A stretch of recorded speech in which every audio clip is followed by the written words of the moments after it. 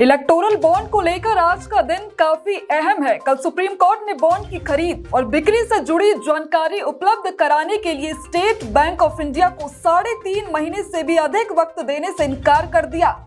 Supreme court ने SBI से 12 मार्च तक इलेक्शन कमीशन को सभी जानकारी देने को कहा है। इस तरह एसबीआई के पास अब कुछ ही घंटे बाकी रह गए हैं। एसबीआई को सुप्रीम कोर्ट ने कल तगड़ी फटकार लगाई थी और कहा कि जब आपके पास जानकारी पहले से उपलब्ध है, फिर क्यों आपने 30 जून तक का समय मांगा। सुप्रीम कोर्ट ने एसबीआई से आज 2 चीज जमा करने को कहा है। पहला, किसने किस तारीख को कितने का इलेक्टोरल बॉन्ड खरीदा। दूसरा, किस राशि की बॉन्ड को किस तारीख को किसने भुनाया।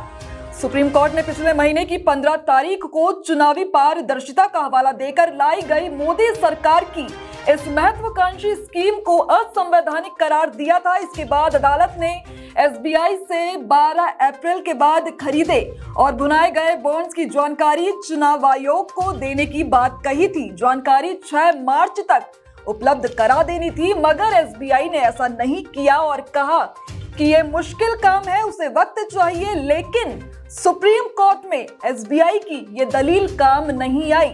वहीं आज जब एसबीआई सारी जानकारी चुनाव आयोग को देगा तो ये जानना दिलचस्प होगा कि किसने, यानी कि किस शख्स या कंपनी ने कितने का चंदा दिया।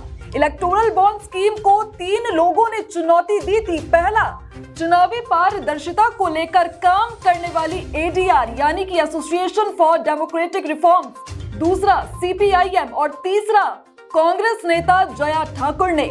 एडीआर के मुताबिक मार्च 2018 से लेकर जनवरी 2024 के बीच इलेक्टोरल बॉन्ड से कुल 16,492 करोड़ का चंदा राजनीतिक दलों को मिला।